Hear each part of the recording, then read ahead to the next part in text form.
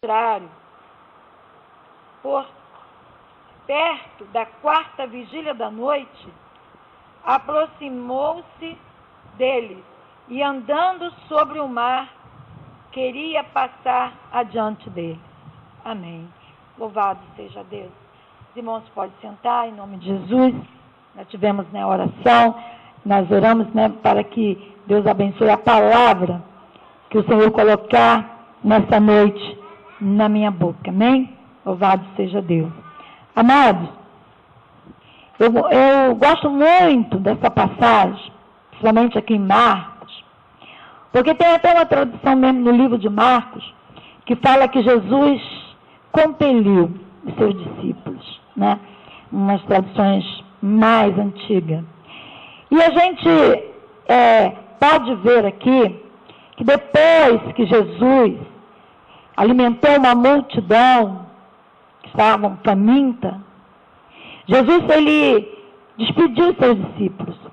Ele compeliu, ele deu uma ordem para que os seus discípulos entrassem no barco e fossem para o outro lado.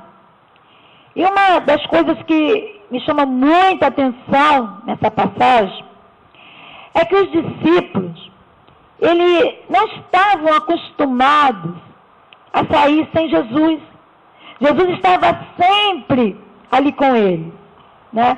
Todos os milagres que Jesus fizera, os discípulos estavam ali presenciando, né? Sendo participante dos milagres que Jesus realizara. E agora, depois do milagre dos pães que Jesus multiplicou e alimentou a multidão, aquele momento Jesus queria ficar só, para orar, para subir ao monte.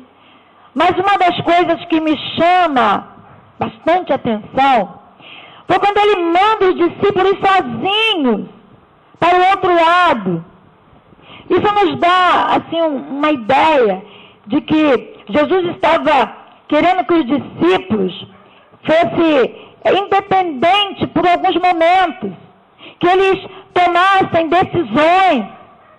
Talvez Jesus estivesse ali dizendo para eles: olha, vocês precisam crescer, vocês têm que aprender, porque Jesus estava perto. Qualquer coisa, os discípulos: mestre, mestre, mestre, porque o Senhor estava ali com eles. Mas há um momento que Deus quer ver a nossa fé. Como é que está? E de repente eu posso imaginar, a Bíblia não nos declara isso, mas eu posso imaginar a situação daqueles discípulos ao se ver sozinho, né? Sozinho, sem mestre. A gente pode até imaginar, a gente que tem filhos, né? E hoje mesmo eu estive conversando com a minha nora, a Valéria, pastor Wagner, ontem a Daniele foi ver um serviço, tipo uma feira de artesanato, e ela teve que ficar lá e teve que ficar arrumando, até de madrugada, estava junto com o irmão, com o Diogo, mas houve uma preocupação, 2h da manhã, o pastor Wagner liga: mãe, que foi, vai? Ai, mãe, minha glicose abaixou. Que isso, vai? Não, acho que é porque eu estou preocupado com a Daniele, com o Diogo. Falei assim: Wagner, descansa, ora, confia em Deus. Aí eu fui orar, mas de manhã eu estava meditando nessa palavra, eu estava meditando sobre isso. E às vezes, amada, a gente fica tão preso aos filhos, que a gente esquece que os filhos estão crescendo, tem que sair, tem que pegar o rumo, né? Tem que ver a vida deles, viver. E às vezes a gente quer estar ali, né, com os filhos debaixo das nossas asas. A gente quer viver a vida dos nossos filhos. A gente não quer que eles saiam de perto da gente, mas há um momento que é preciso. Principalmente mãe, né, que eu sou mãe, eu sei como é que é isso. A gente não quer que o filho corte o cordão umbilical de jeito nenhum, não é mesmo? A gente quer que ele esteja ali sempre perto da gente. E às vezes ele fala até com uma voz meio grossa. Eu crio um neto lá que está com 12 anos. E ele vira para mim, é o segundo neto que eu crio, né? Criei o Diego também.